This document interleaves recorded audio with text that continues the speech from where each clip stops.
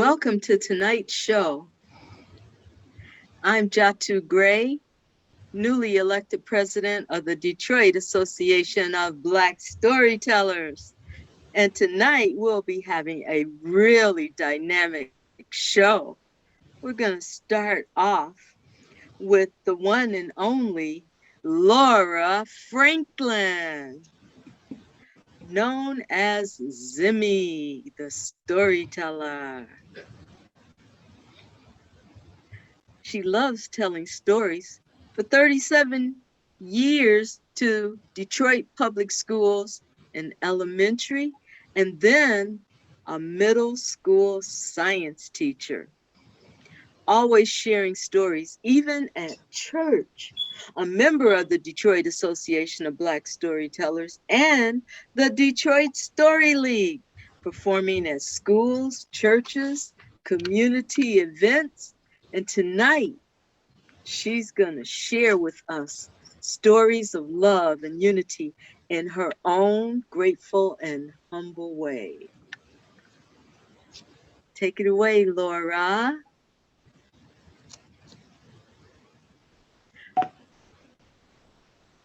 Laura Franklin, known as Zimmy the storyteller, loves telling stories for 31 years to Detroit public schools in elementary school, and then teaching science as a middle school science teacher, always sharing stories even at church.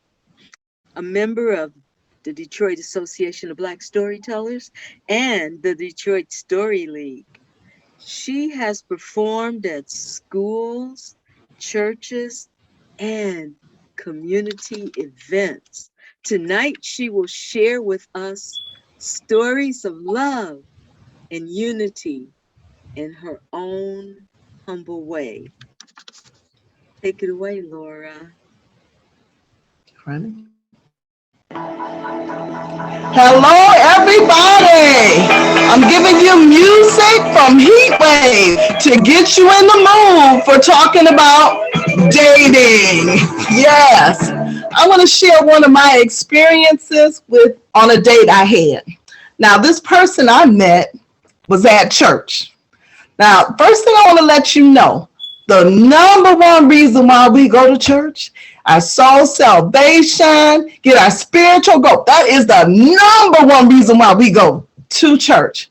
But it doesn't hurt to have some benefits. And as single adults, after church is over with, we kind of get together and exchange numbers and talk to each other and really talk to the visitors. And that's how I met my date. One Sunday, he came in. He was wearing a naval officer's captain's uniform, and we knew he was a visitor. So my pastor, when it was time to introduce the visitors, the young man stood up, and the pastor said, well, at this point, we're going to call him Rev. Rev has just completed his service for the Navy as a chaplain, and he's going to be with us on our ministry staff. Now, with the people I was hanging out with, they started thinking about, oh, he's a single young man here. But me, I would say, he a minister. I'm not interested in that. Well, it just so happened I play piano for the youth church. We had a choir and all the other things that go with that. And guess who got assigned? It was Rev. He became our new youth minister. And that's how I got to know him. So we would talk after youth church was over, and he would talk about the activities. And there were other adults that were with us, and we would discuss what we were going to do the next week with the kids and things of that nature. And then after youth church was over with, main church was still going on. So I'd pack up my stuff, and I would go into main church and sit with my people. And he would pack up his stuff, and he would go sit with the ministers. And everything was fine. We did this for about a year. Then one Sunday, after everyone else had packed up, right before we're going into church, Rev said, Laura, I'm new to Detroit. What restaurants are good around here? Well, I told him about all the good restaurants downtown. If he didn't want to do downtown, that he could actually go ahead and the west side or the east side. Then he asked another question. Oh, what's your favorite restaurant? And I said, well, oh, my favorite restaurant is this, that, and the other. I told him about the ambiance. I told him about the food, told him about the music as well. Now, then he slipped one more question in. He said, well, how about we go out to a restaurant? Now, at that time, I'm thinking, oh, there's other adults that work with us in youth church. And I think he means all of us. So I said, oh, Reverend, that'd be a wonderful idea for all of us to go out together. Then he says, no, I want to take you out on a date. Well, got my poker face on. Zoop. I'm going to tell you what I was thinking. Ooh, I'm not going to date no Reverend. I'm living my best life. I like to go to the club. I like to dance. I want to go to after hours. Not going to date no Reverend. Zoop. Got my poker face on, though. And I say, I am so surprised, Reverend. That's wonderful. I think that's a great idea. I would enjoy going out with you on a date. Now, you're probably saying, you knew what I was thinking. But my mom and dad taught me that unless the guy is an outright jerk, that you treat him right, you respect him, go out on a date, because you're going to have fun, he's going to have fun, and just don't expect anything out of it, but be respectful and don't turn a guy down because he's being nice and asking you out. So sure enough, now in my household, okay, when the phone would ring, my mom and dad would scream, somebody pick up the phone, okay? Or if they did pick up the phone, then they would scream from wherever they were, Lord, pick up the phone. But something was different this week. My mom was walking around. She was singing and seemed to be really happy. And then when the phone rung and the phone was picked up, my mom came to where I was and she said, Laura, the phone is for you. So I picked up the phone. I said, hello. It was Rev. I said, oh, hi, Rev. How you doing? And he said, well, Lord, there's a new movie that's coming out. And I was wondering if this Saturday night, you might want to go with me to the movies and go out to the restaurant. And I said, okay, we can go out to a restaurant. So I just want to stop for a moment and say, before we go on with this, that have you ever wanted to like date somebody really bad and somehow or another, you never got a chance to date them? And then have you sometimes got a chance to date somebody and then, turn out so good, right? And maybe someone you really didn't expect to date ever, and might have a pleasant surprise. Well, at the end, you tell me which one it could be. So the day came, it was Saturday. He came in, sat down with my mom and dad. They were in the living room talking like they were good old friends. Now, I was up, he was early. I was already ready. But, ladies, it's okay. Let a man wait. But I wasn't going to be late. So what I had on, first of all, my hair was done cut short in an asymmetrical style with a little peekaboo going on. And since it was a nice warm day, I wore my favorite silk dress.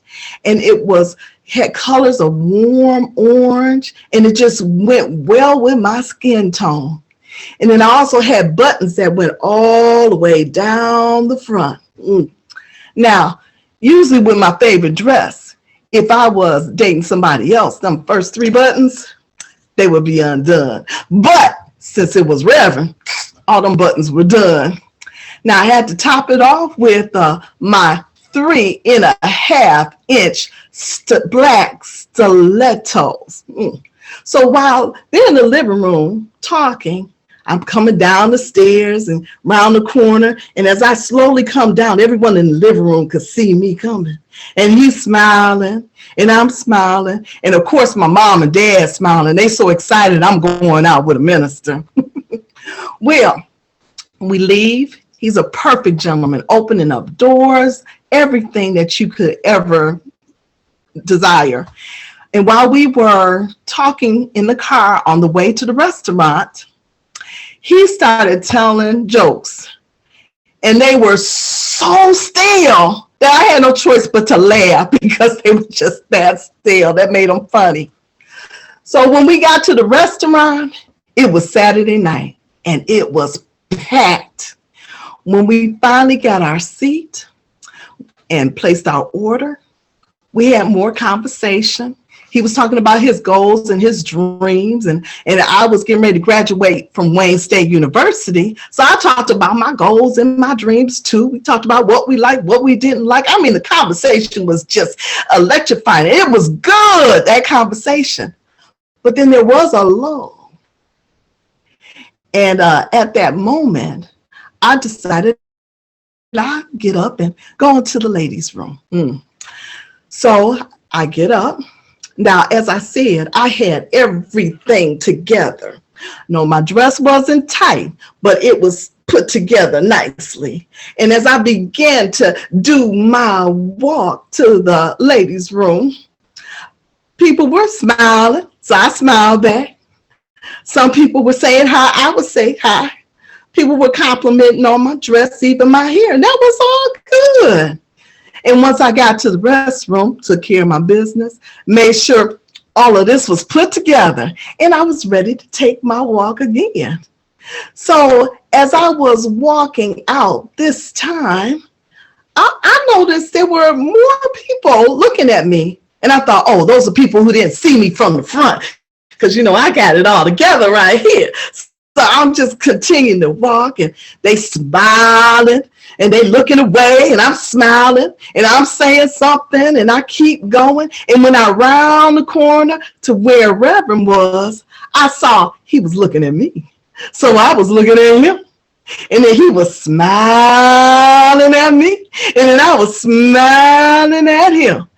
And then I decided that I was going to slowly walk to my seat so he could soak all of this in. I gingerly sat down in my seat. The food was there. We blessed the food. I was getting ready to pick up my fork to take a bite when he said, Laura, I got to tell you something. Now, poker face on, but look, this is what I'm thinking. Oh my gosh, he's going to tell me he likes me. He's going to sit there and say he want to date me. Oh my goodness, this, that, and the other. And I'm thinking to myself, oh no, I can't date no minister, because can't go to the club with the minister. Can't go to the after hour joint with the minister. No, I can't date no minister. Zoop, poker face. So I say, Rev, what is it you want to tell me? And he says, I'm just going to have to come out and say it. Zoop. I'm thinking, okay, now I know exactly what he's going to say. So after he said what he said, I know what I'm going to say, or I'm not going to say we're going to be friends. No, I got it together. What I'm going to say to him, everything's going to be okay. I'm going to let him down easily. I know exactly what he's going to say before he say what he's going to say. Zoop. Poker face. Yes. Laura, you might want to look down at your shoe. Thought, that's not what I thought he was going to say. So as I began to look in the direction and look down to where my 3.5-inch stiletto heels were, I saw something white. And as I continued to gaze down and follow the trail, you know how a bride is getting married and she has that long trail as she's coming up? Well, that's exactly what was going on. I kept looking all all the way back and around the corner. It disappeared. If you didn't know, yes, it was toilet paper. Well, as I turned around and began to try to pull it, I could kind of hear that on one side of me this way and behind me and behind him, this seemed to have been a little snickering or giggling that was starting. And as I continued to pull and pull it toward me, he was such a sweetheart. He said, Lord, let me get up and help you get this. And as he was going down to help me, there seemed to have been a roar of laughter that just erupted. They were laughing. I'm pulling. He's laughing. So what else was I supposed to do? I laughed too. Needless to say, that night, I got a new nickname. And the night went well. I wish I could tell you more. It was an unexpected day, but my time is just about up. But one thing I would like to leave with you is, if you happen to go out on a date and you got all your stuff together, ladies and gentlemen, if you go to the restroom before you come out, make sure you look around to make sure that nothing is following after you. Thank you.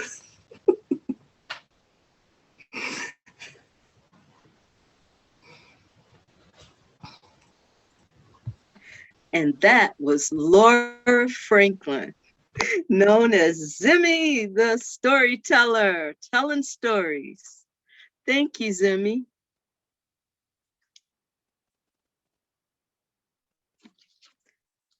And we'll be looking forward to the next person.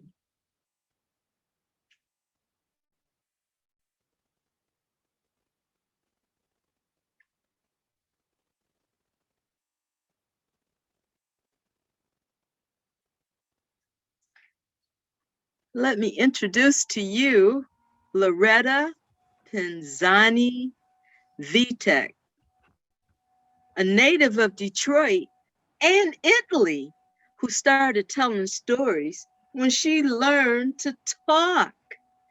Her love of reading led her to become a librarian and then a legal librarian, married with 3 wonderful children, discovering and developing a love of folk tales, as her Nuna would say, listen to their stories.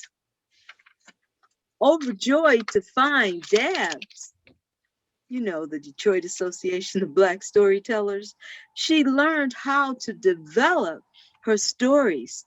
So she comes to us tonight to share a story about people, places, and things important to her. Stories bring magic with 36 bottles of wine.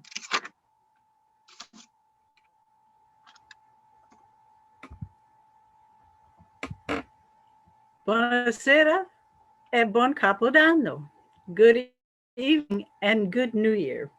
I know, it's March 26th, and you think the new year is January 1st, but really, the new year is at the end of March and the beginning of April. That's the feast of the goddess Sybil, the, the Greek mother of the gods. And that's the proper new year. It should be, after all, in the spring when things are coming back to life, not in the dead of winter. But those crazy Romans, they changed the calendar. They named it after their emperor Julian, and they put the new year on January 31st. Well, people who held the old ways and still celebrated in the spring of the year were called foolish and old fashioned. We still do that today to people who celebrate on the 1st of April. Some things are just not right. But let me tell you about one Capodanno feast in my father's hometown of Pontecagnano, Italy. There was to be a big festival, and it was almost time. Everything was almost ready. There was a meeting of the important men at the comune, the city hall, and Magistrato Gabriele, who was the mayor, was wrapping things up. Now, he said, what we need for dinner, of course, is wine. We need red wine. And no one should have to empty their cellars to bring wine for the festival. So Melio and Dino, who were the best winemakers in the area, can you please bring 6 bottles of wine? And they nodded their heads. And the mayor went down his list. Pietro, the butcher, he made good wine too. He was to bring 6 bottles. Giovanni, the baker, was also to bring 6 bottles. Now, Magistrato Gabriele did not make his own wine. He bought wine, but he bought good wine, and he was going to bring 6 bottles as well. Tommaso, Angelo, and Roberto were new to winemaking, but they made decent wine, and they were each to bring 4 bottles.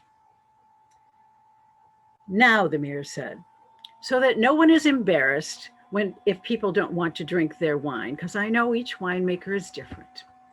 I had an idea. We should pour all the wine into a huge barrel and mix it. And that way, everyone will have wine. What? Are you crazy? Sei matto? You can't do that. Yes, said Magistrato Gabriele. We can do that, and it will blend. No, they said, no, it will not blend. But he stood firm, and that was what was decided. After they left the meeting, the men were very upset, and they were talking out on the street. What are we going to do? He doesn't know what he's doing. Well, he doesn't make wine, they said. Of course he doesn't know what he's doing, what he's saying. It would be better if we added water to the barrel, said one of the men. Well, the men went home, all worried because they knew that bad wine would ruin the dinner, and this was not a good idea. 2 days later, when it was time for the festival, everyone was dressed in their best and came down to the comune, the city hall, for the feast. The men came and reluctantly poured their bottles into the great barrel. And then he drew a draft of wine from the barrel. Magistrato Gabriele stood up to announce the beginning of the festivities. Buonasera e buon Capodanno. Good night, good evening and good New Year, he said. May you have joy and peace and happiness for the coming year. And he took his goblet and he took a huge swig of wine and spit it out. Questa è acqua. This is water, he said. It turns out the only one who had actually put wine in the barrel was Magistrato Gabriele. The others had all put bottled water in there. There was a general uproar, and everyone said, what are we to do? We can't have dinner without wine. The men were embarrassed and admitted that they had put only water in there. Wait, they said. And they all ran home to open their cellars. Soon there was wine on every table, bottles and bottles of wine. And everyone was ready for a wonderful dinner and had a great story to tell for many years to come.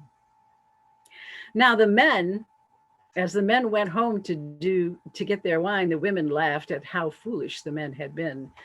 They knew that they would never be able to get away with that. The women had also had a meeting with the Signora Angela, Magistrato Gabriele's wife. And she had talked and talked about what was to be done and what wasn't to be done. The women, of course, were in charge of dinner. And Angela said, you should all make a dish of lasagna. Lasagna? No, said Nonna Beppe. Signora Angela was very surprised that someone had defied her. No, said Nonna Beppe. Lasagna is fine, but you can only cut it into so many pieces. There will never be enough. We know what we're doing. You have a woman who cooks for you. We know. And so you don't know. We will take care of it. Non ti preoccupare. Don't worry about it. We will make sauce and pasta, and everyone will have enough. Well, Signora Angela was no match for Nonna.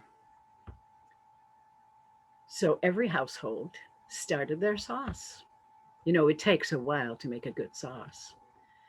And at Nonna Beppe's house, she and Ciarina, who were the two oldest ladies in the house and in charge of cooking, began the sauce a couple of days ahead of time. And they cooked the meat. They chopped lots and lots of tomatoes, spices, garlic, onions. Everything went into the pot as it bubbled on the stove. There were discussions, as there always were, as to how much of what should go in and how finely things should be chopped. But that was normal. Ciarina said, "There's not enough garlic." "Oh," Nonna Beppe said, "Rina, you never think there's enough garlic. Not everybody likes garlic as much as you do. There's enough. Leave it be. Leave it be." And Nonna walked away. Well, that gave Ciarina a chance to put in a whole head of chopped garlic into the pot. Maria saw her, and she came up and hugged her and laughed, and she said, "Beppe never puts in enough garlic." "No," Rina said, and she walked away as well. And Maria said, "Neither one of them ever puts in enough salt." And so Maria took a huge handful and threw it into the pot and stirred it and moved on the way. Well, the pot bubbled and boiled on the stove, and every woman who went through the kitchen stirred the pot and moved along. Rovana came in and she stirred the pot and smelled it, and she said, "Oh, too much garlic. Needs pepper, though." And she took her handful and put in pepper. Later on, Isolda came by and stirred it and tried to taste it. It was very hot, so you can't really taste it when it's hot. But she said, "What are they doing? This is just so bland." And so she threw in spices and more salt. And every woman who went by the pot stirred and added to the pot. On the night of Capodanno, when the wine had finally arrived and everyone was sitting at their tables and ready for dinner, people started each table had a big pots of food, and people started to dish them out. At our family's table, Rovana was the first to taste her dish. "Oh," she said, "è terribile. It's terrible." Nonna Beppe, her mother, said, "What is wrong?" She goes, "Taste it, taste it." Well, Nonna Beppe tasted it, and it was overpowering. Too much garlic, too much salt, too many spices. "What are we going to do?" said Maria. "Get rid of the pot," said Nonna Beppe. And so the pot of sauce was removed from the table. "Maria, corre, run home and get butter." And so Maria did. And at the table of Nonna Beppe's household, there was not spaghetti with sauce, but buttered spaghetti. "Oh, Beppe," everyone said, "you are so clever. Buttered spaghetti is such a wonderful idea. It's just right for everyone. Not so, some of these spicy sauces are just awful, terrible on the stomach, but this is perfect." "Yes, that's what we thought," said Nonna Beppe as she winked at the other ladies at her table. Now, you know, in my family, food is a very important thing. Non si invecchia a tavola. One does not grow old at the table. That is where we sit and enjoy each other's company. And if you want to learn to cook, you want to learn from the best. Well, That's not always so easy to do because not all cooks give away their secrets. My mother was a wonderful cook. I remember one time, though, when I was a teenager, I had found a magazine for article for sweet and sour chicken in the paper. And so, with my mother's help, I tried it and I made it and I served it for dinner. What is this? Said my brother. It's sweet and sour chicken. Where's the pasta? Nonno said. No, no, no, no, not pasta, rice. Are we in China? No, no, no, rice. It's good. What is this sticky stuff on the chicken? It's sauce. It's sweet and sour sauce. No one would eat it. My mother made buttered spaghetti, and my father said, well, at least we can put the chicken with the buttered spaghetti and save that. I was crestfallen. The only one who ate the sweet and sour chicken was my mother and I, and it did come out good. I never cooked in my mother's house again. In fact, I never cooked again until long after when I was married and out of the house. But truth be told, my father did try the sweet and sour chicken, and he didn't think it was so bad. He didn't exactly care for it, but you know, all those Chinese people can't be wrong all the time. Now, my mother makes the best tomato sauce ever. But tomato sauce is a basic thing. It's simple to make, but not if you don't know how. I wanted the recipe from my mother. And she said, don't worry. Just tell me when you need it and I'll make a double batch and give you some. Well, both my sister and I had our own households now, and we wanted to make our own sauce. But we noticed that whenever my mother gave any recipe to anyone, it was never quite complete. She always left something out. So we hit upon a plan. I asked my mother for her recipe for tomato sauce, and she gave it to me. About a week later, my sister asked her for her recipe for tomato sauce. She said, Loretta said that you gave her the recipe. I want it too. Well, my mother didn't want my sister to feel left out, so she gave my sister the recipe. The problem was the recipe wasn't really written down, and my mother didn't remember what she left out when she gave it to me. So she left out something different when she gave it to Roseanne. We asked a couple of times back and forth, and couldn't remember what you said, Mom. Could you tell me again? And eventually, when Roseanne and I got together, we had my mother's recipe for tomato sauce, complete. But it never, ever came out the way hers did. And I followed that recipe to the letter. Meat, of course. Now, my mother went to the butcher and she had beef and veal and pork ground up fine, and she used that. I use hamburger, sometimes even turkey burger. Tomatoes, chopped up fine and squeezed so there wasn't too much juice. Onions. How many? Just enough, my mother had said. You'll know. And how are they chopped? Well, I don't know. You'll know. Do it the right way. So I chopped mine fine. Roseanne always did hers coarse. It made a difference, you know.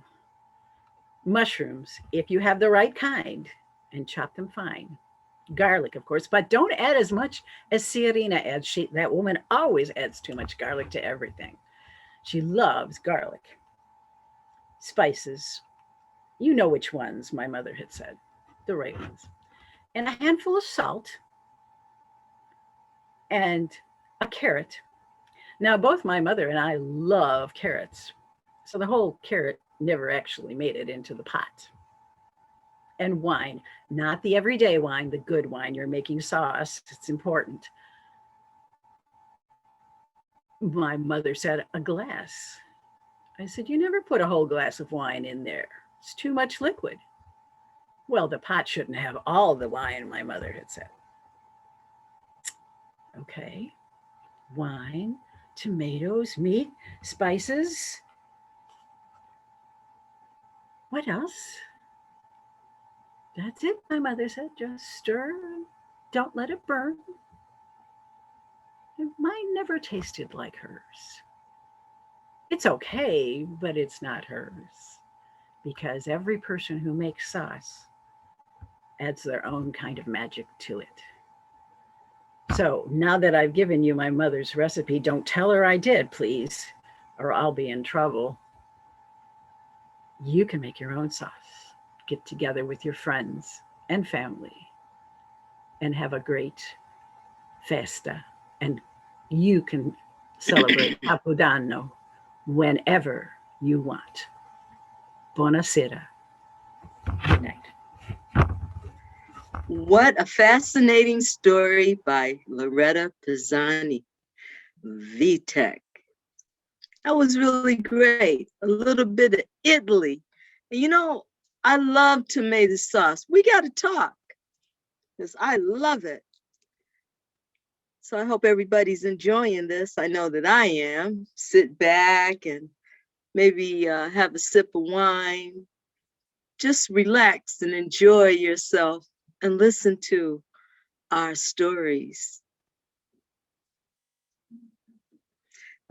Next up, we will be talking, or I will be talking about a wonderful storyteller, Janice Barnett, better known as Auntie.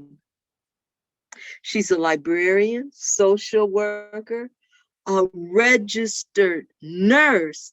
She's a hero. Woo-hoo-hoo. Enjoys folklore, African American history, and life experiences on university campuses, colleges, museums, schools. Loves storytelling. Why? To promote literacy from early childhood to adulthood. I know it's kind of hard to believe, but we still have a lot of that going on right now.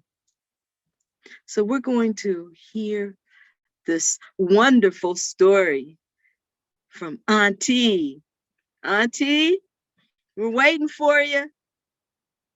Evening, my sisters, my beautiful, amazing sisters, and my brothers who love them. This evening, my poetry storytelling is dedicated to our Women's History Month. We have so much to be grateful for and to think about, and so much to work on. The first part will be a tribute to our mothers who have gone on to become ancestors. Brilliant, courageous soldiers posing as ordinary women raised me. They raised me to honor God, to respect and care for others, and never to shy from hard work or a challenge. I thank you. And they were always steadfast and committed to our education. Whenever I see Alice Walker's poem, Women, I am reminded so much of my mother, grandmother, and aunts. Many of you will hear the words of her poem and they will resonate in your heart as well. Women by Alice Walker. Those were women then, my mama's generation. Husky of voice and stout of step, with fists as well as hands. Swords and ironed, starched white shirts. how they led armies, head rag generals they were, across minefields and booby-trapped ditches to find books and desks, a place for us. How they knew what we must know without knowing a word of it themselves. Oh, asante sana to our ancestors. I also have a word of challenge and encouragement for the work that we, the living, must carry on in their spirit. There is much to be done because in these challenging times, we need the genius of all, not just some. We have two brilliant poets who have spoken to us about the challenge before us, the need for justice, the need for women to have an equal place. One is from our ancestor of over 100 years ago, words that were attributed to her when she spoke at a women's conference in Ohio. They did not want her to speak.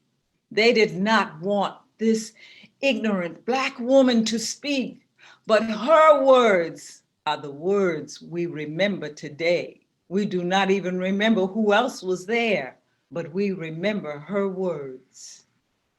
Words that were attributed from her speech. Ain't I a woman? That man over there, he said, a woman needs to be helped into cages and lifted over puddles and always give the best of everything. I never been helped in the cage. No one lift me over puddles, and I ain't never been give the best of anything.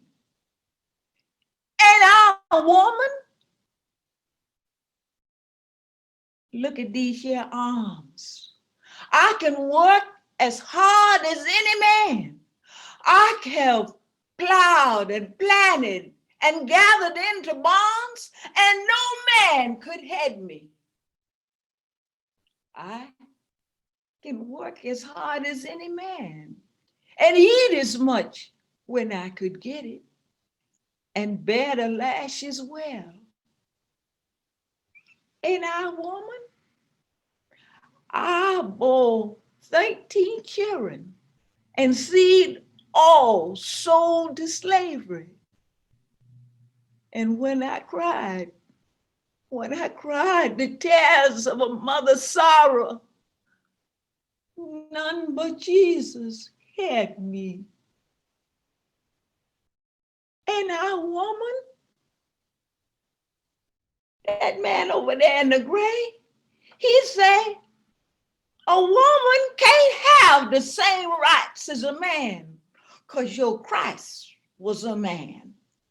Well, I say, how your Christ get you?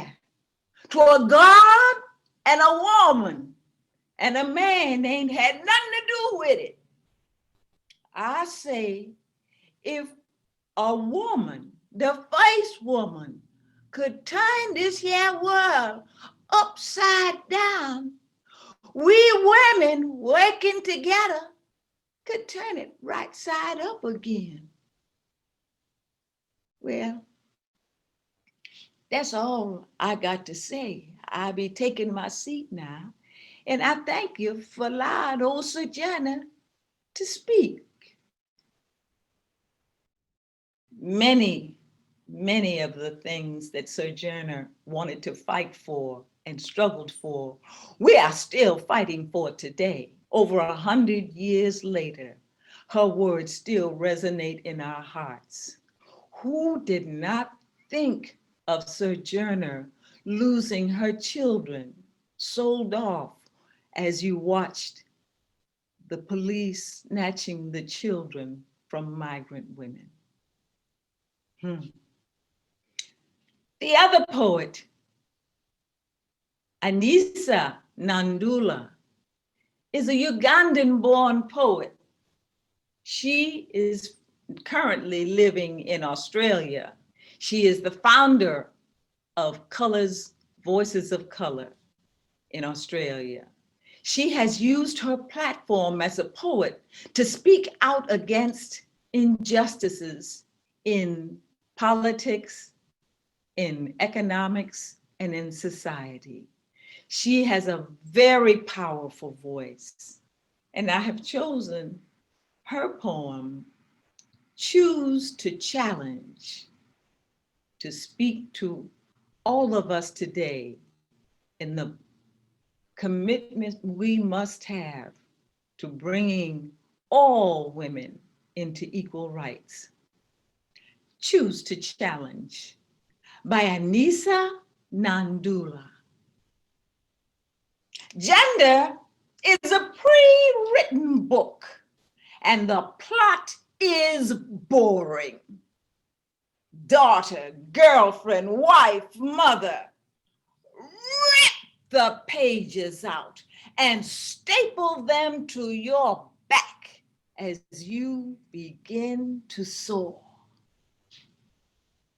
Pretty, quiet, weak, they will try to label you as such things, but you will take their stereotypes and turn them into your wings when you choose to challenge. Gender is a pre-written book, but not all girls' stories end the same way. 33,000 girls are forced to become child brides. Every day, 129 million girls are not going to school. They must see their futures like balloons drift away. But you are the end stop to the story. When you choose to speak up, you are the new center that takes it on a different path. When you stretch out your palms, you share the load. When you choose to challenge. Gender is a pre-written book, but not all the characters are included. Like First Nations women who stand as still as statues, always walk past, never acknowledged or seen. Or migrant women whose cultures stand as tall as skyscrapers, forced to burn down the parts of themselves society no longer deems convenient. Or refugee women who are treated so cruelly when we could have chosen to be lenient. And you are there as this story unfolds. You are faced with a choice. Choose to challenge.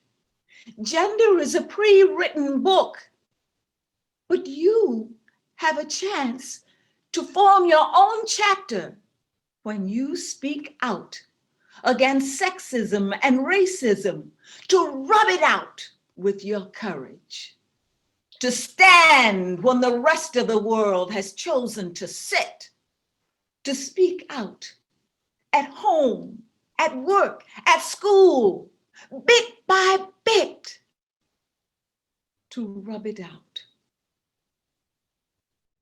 to see up for not just your daughter or your mother or your sister, but for all women. Gender is a pre-written book. But if you are listening to this now, your actions are the pen and your life is the paper. I do not believe that you are the oppression of the past. You are so much greater, stronger, kinder. Choose to write history and not to be written by history when you choose to challenge. These are words we speak today to all of us because we are all a part of trying to bring a greater justice for women, for men, for children. This world is in the greatest need of a greater justice.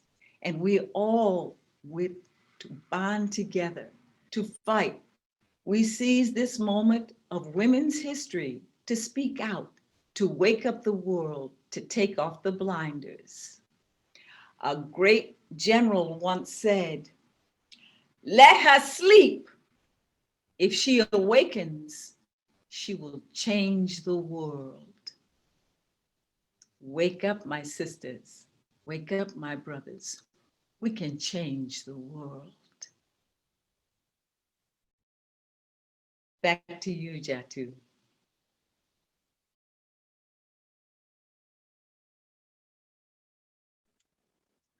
And that was really powerful, Janice.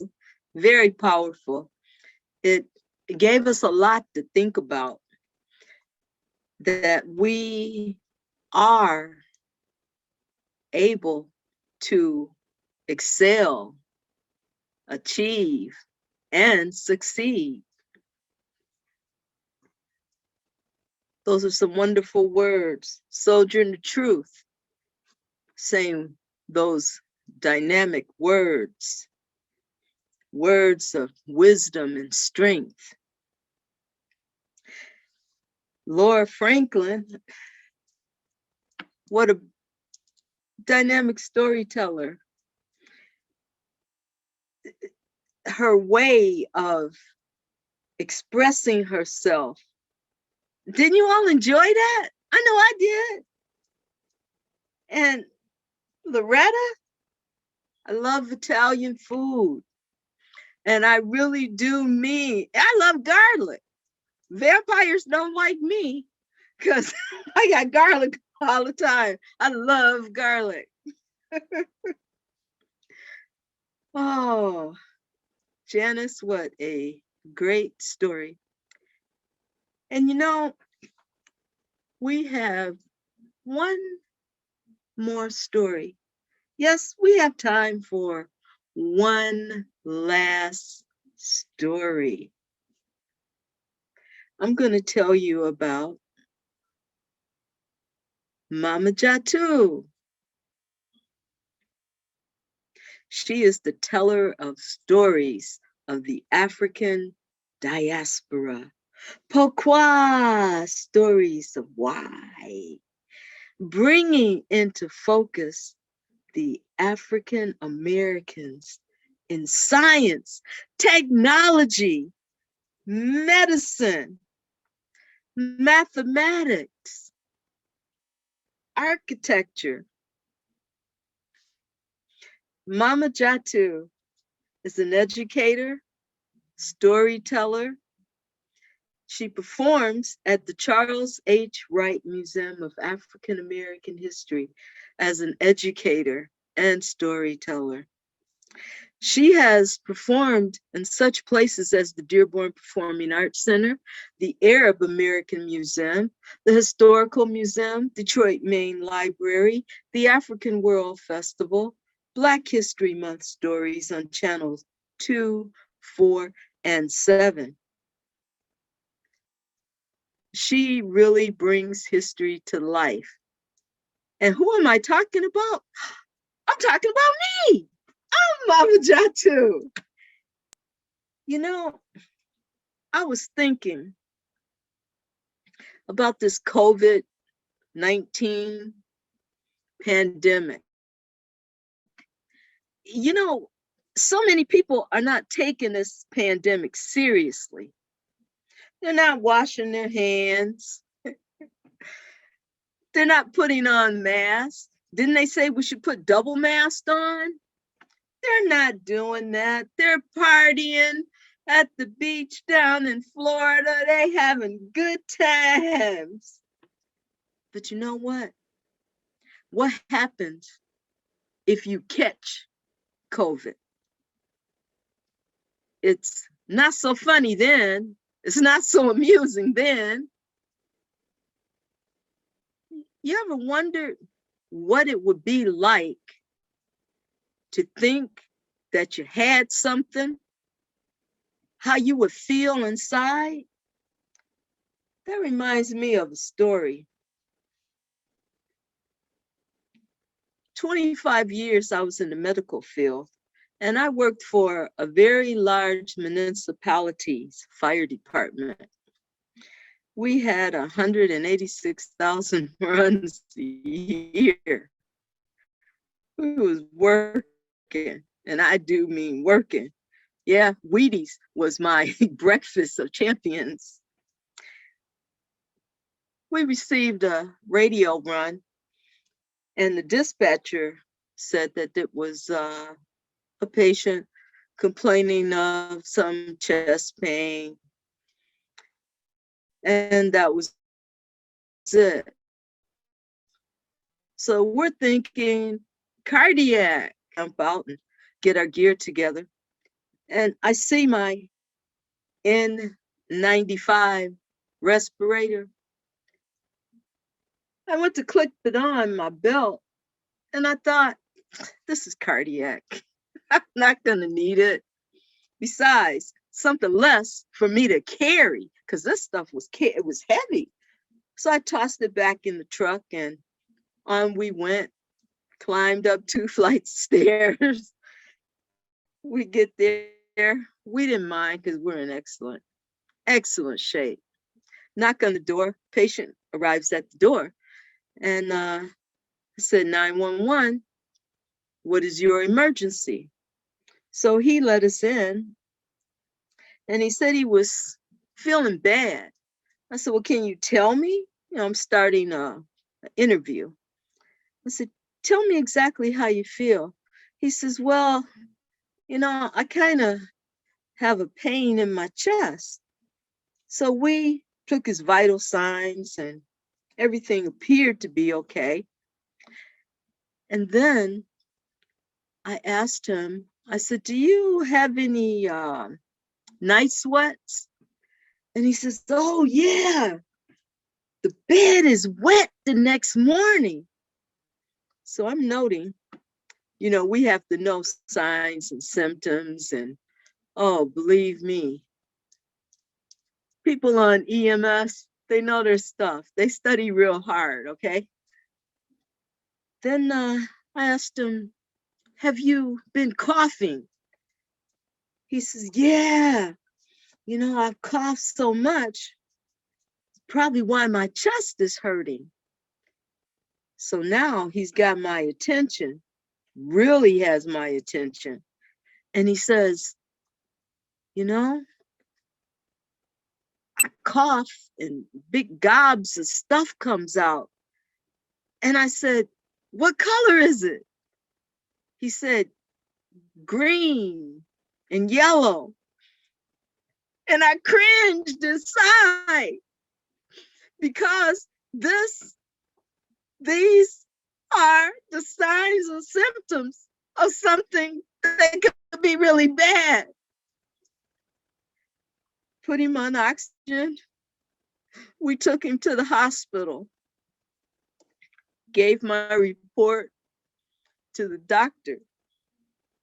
All the time, I had this nagging feeling inside of me. Why didn't I put on that N95 mask?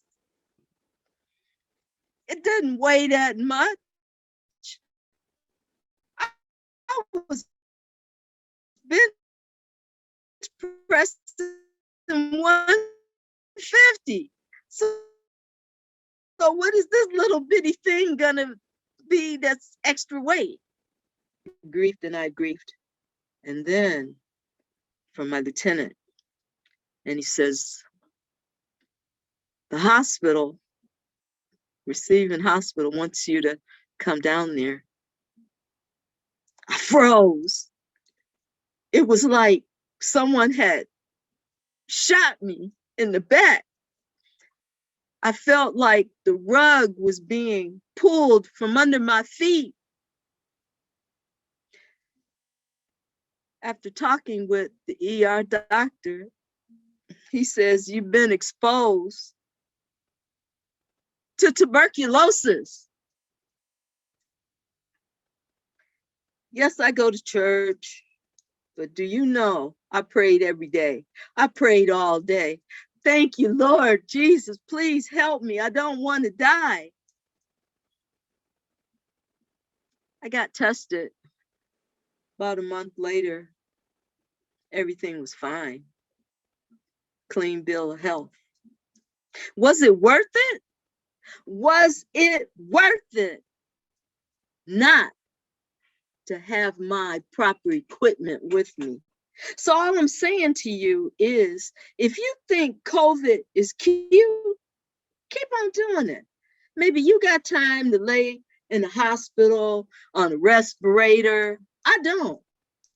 I got life to live, and I'm gonna do everything that it takes. I'm a double mask. I got sanitizer in the car, I got gloves in my pocket.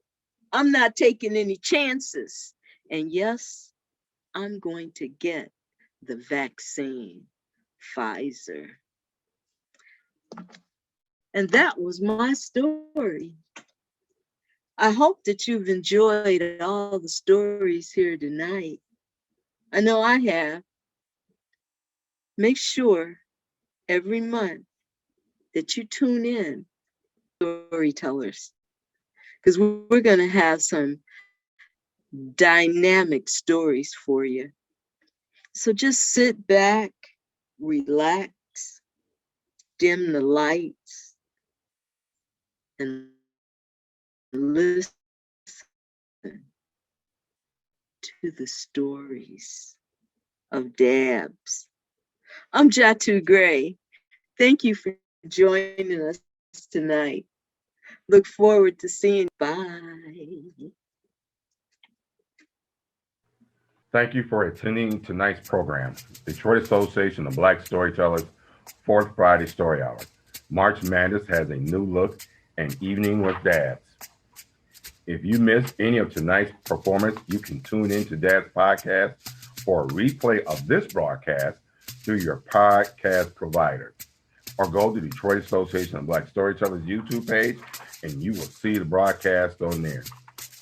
All rights of the DABS 4th Friday Story Hour is a copyright of Detroit Association of Black Storytellers and cannot be rebroadcast or re-recorded without the written permission and in written consent of the Detroit Association of Black Storytellers Incorporated. If you live in the Detroit area and have an interest in becoming a storyteller, please contact DABS at dabstorytellers@gmail.com. That's dabstorytellers@gmail.com. Or you can call us at 313-442-3227. Again, that's 313-442-3227. If you live outside of the Detroit area and interested in becoming a storyteller, please visit the National Association of Black Storytellers website or call 410-947-1117. Again, that's 410-947-1117. Or email them at questions@nabsinc.org. Yes, that's questions@nabsinc.org. NABS will connect you with the Storytelling Association in a city near you. Please join us next month for DABS 4th Friday Story Hour, Friday, April 23rd, an evening of storytelling with the DABS Spring Flowers. Concert starts at 7 p.m. Doors open at 6:55. Our storytellers will be Shanna Womack, Cheryl Pryor, Gwendolyn Lewis, and will be hosted by the MC Mary Grant.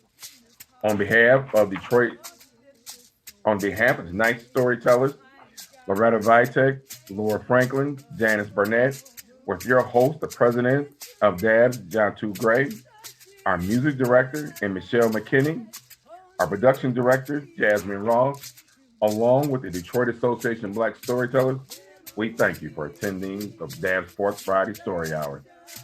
See everyone Friday, April 23rd at 7 p.m. Please be safe. By all means, we're still wearing a mask. And peace and blessings to you all. Until next time.